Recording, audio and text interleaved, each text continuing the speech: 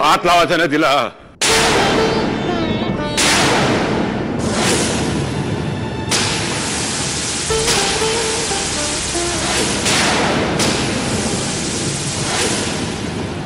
अजिबात हात लावायचा नाहीस तो तिला.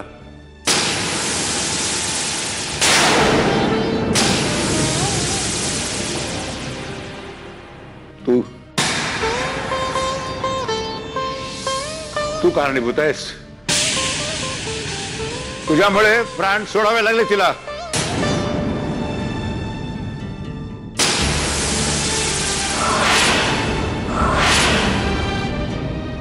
दादा अरे आवर स्वतःला.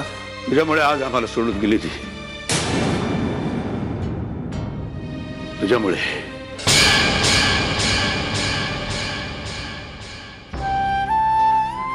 जीव घेतलास.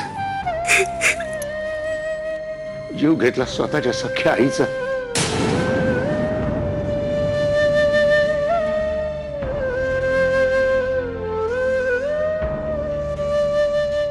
जिने तुला जन्म दिला, लहानच मोठं केलं, एवढं प्रेम दिलं, तुला तू मृत्यू दिलास. बाबा बाबा मी असं काहीच नाही केलं. मी आईचा जीव कसा घेईन. हे बघा तसा रडून मगरी सारखे अश्रू गाळू नकोस.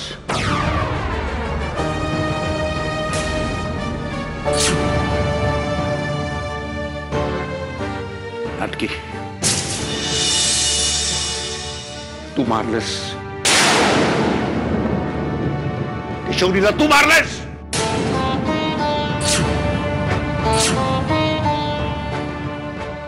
गुन्हा तुझा आणि बळी तिचा.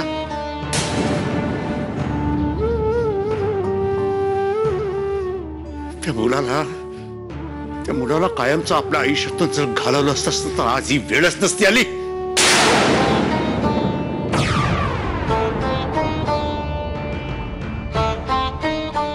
तुझ्या गुन्ह्याची शिक्षा तिने भोगली.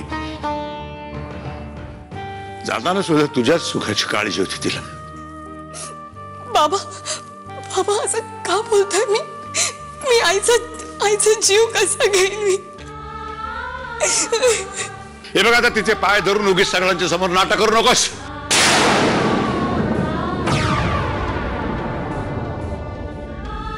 काय काय काय साधायचं काय तुला. बाबा बाबा माझं काहीच अपराध नाहीये. मी कुठलंही पाप नाही केले. बस बस. तुझ्या अपराधाला क्षमा नाही. कधीच क्षमा नाही.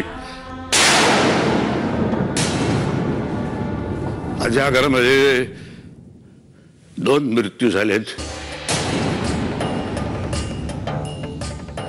आज 2 चिता पेटवणार आहे. एक चिता माझ्या बायकोची आणि दुसरी चिता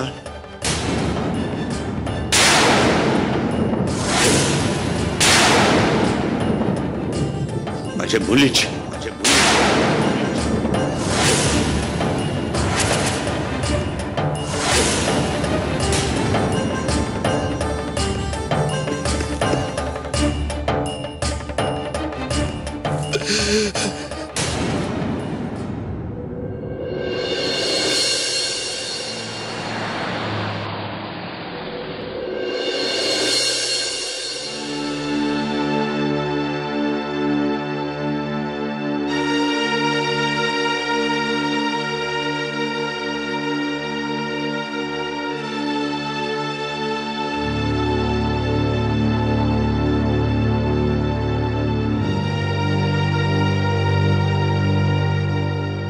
जे झालं ते चांगलं नाही झालं.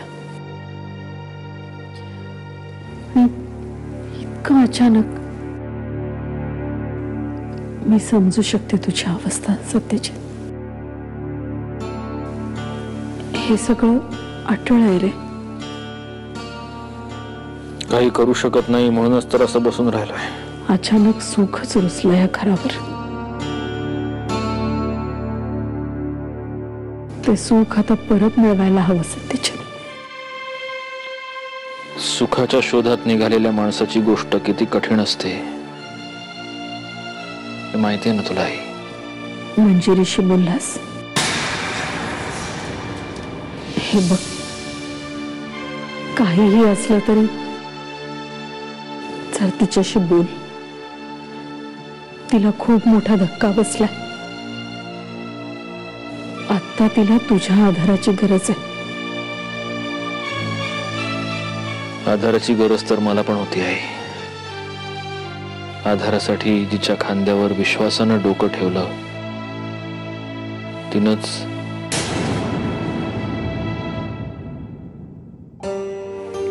आणि आता मी आधार द्यायचा तिलाच. म्हणूनच बाळा, म्हणूनच आधाराची गरज काय असते हे तुला माहिती. हे बघ,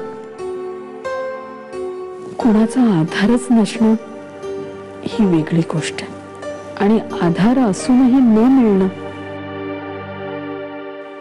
ही त्याहूनही वेगळी गोष्ट आहे. बस आई, मला नाही आता कोणाचाही आधार व्हायचा. सत्यजित, मनावर घाव झाल्यानंतर त्याचे जे असंख्य तुकडे होतात ते असे एखाद्या वस्तूसारखे सहजासहजी पुन्हा जोडता नाही येत.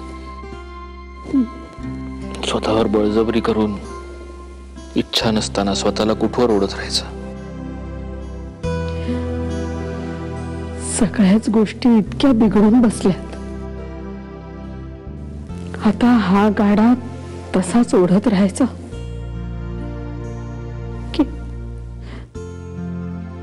की अर्ध्यावर सोडायचा. हा निर्णय घ्यायची वेळ आली आहे तुझ्यावर.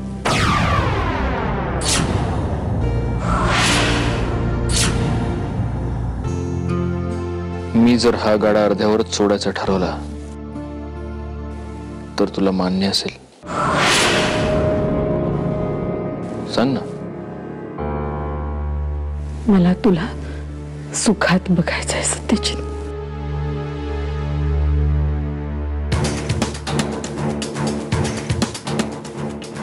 आणि सुख शोधायला जाणाऱ्या माणसाची गोष्ट म्हटली तर सोपी होऊ शकते.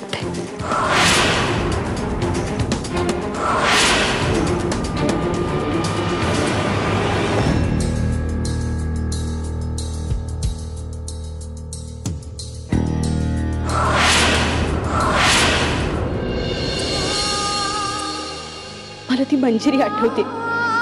2 वेण्या घट्ट घालून खुर्चीत बसून आई माझ्या बुटाची लेस सुटली ग म्हणणारी. तीच मंजिरी मुंड्यावळा घालून सासरी गेली सुद्धा.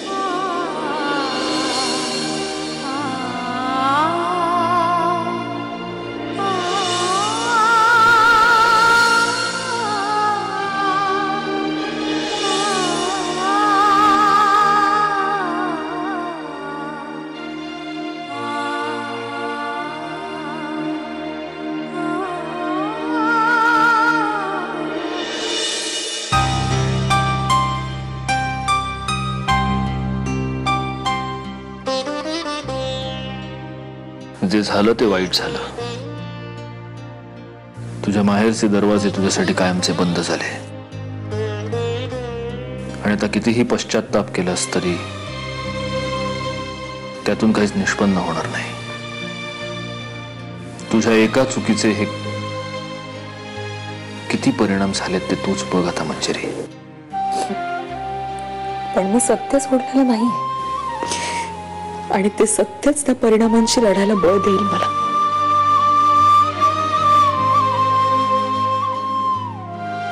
तू नुसतं हे म्हटल्यानं हे खरं ठरत नाही मंजिरी.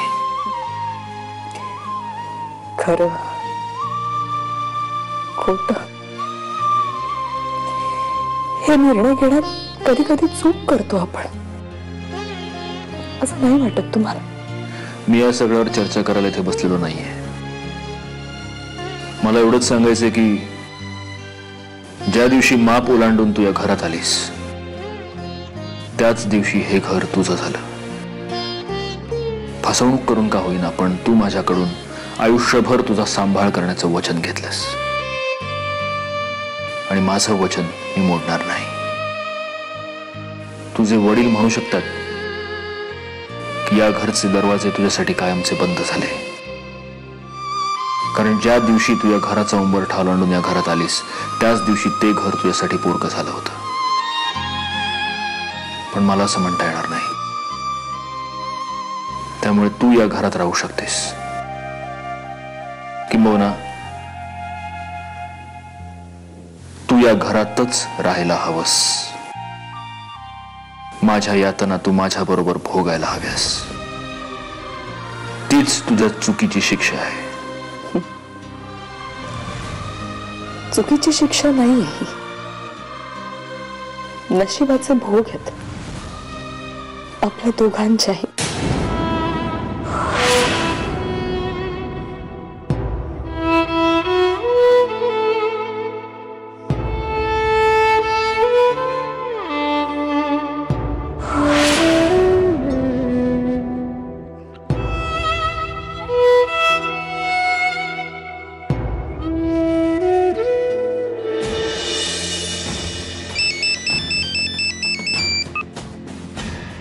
बोल. कुठे आहेस? चंद्रावर. आता यावेळी कुठे असणार मी? घरी आहे. काम झालं? नाही. प्रिया काय आहे हा? तुला पुण्याला जाण्याआधीच मी समजावून सांगितलं होतं ना की आपण एकमेकांसोबत काम करायला बांधील आहोत, आणि तरी तू हे किती वेळा एकच गोष्ट सांगणार आहेस पुन्हा पुन्हा? हा, मग बी सांगितलेलं काम का नाही झालं? ऐकून घे आधी माझं. मंजिरीच्या वडिलांनी तिला घराबाहेर काढलंय, त्यामुळे आता ती इथेच राहते. साधं एक काम होत नाही तुझ्याकडून. हे तिकडे उंटावर बसून शेळ्या हाकणं सोपं आहे, तिकडे कुठल्या परिस्थितीला मी तोंड दिलंय ना. हे बस झालं. आता पुढे काय करायचं ना हे ठरवायला हवं, कळलं? बघू, पण आता जे काही करायचंय ते नीट विचार करून करावं लागेल, कारण सगळीच परिस्थिती अवघड होऊन बसली. ए मला रडगड ऐकायचं नाहीये. मग फोन ठेव आता. तुला सांगितलं ना इतक्या रात्री इथे फोन करायचा नाही म्हणून. मी घरात असते. हा ठीक आहे, चल ठेव. पण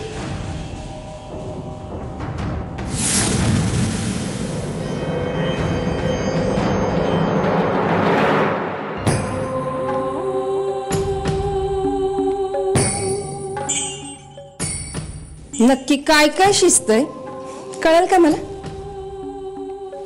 त्याची वेळ नाही आली अजून. मला वाटतं तू आणि मी आपण दोघी बी एकाच बाजूच्या ना. मग मला सांगायला काय बिघडायलं? अद्या तसं काही नाहीये. प्रिया, याआधी माझ्या बिगर तुझं पान सुद्धा हलत नव्हतं, आणि आता जे काय चाललंय त्याची भनक सुद्धा लागू देत नाही मला. मी तुला सांगेन सगळं निवांतपणे, आत्ता नको. हाय अंबे, सत्यजितला फार्म हाऊसवर त्या पोराचा फोटो सापडला, तो पोरगा बी सापडला. अगं मंजिरी आणि तो पोरगा एकत्र सापडले. हे समज तूच जुळून आणलंस ना. आत्या, प्रिया, मी तुला याआधी बी सांगितलं, तुझ्यापेक्षा 25 पावसाळं जास्त पाहिले मी, कळलं? हो ना. मग याचा उच्चार या घरात पुन्हा व्हायला नको, नाही का?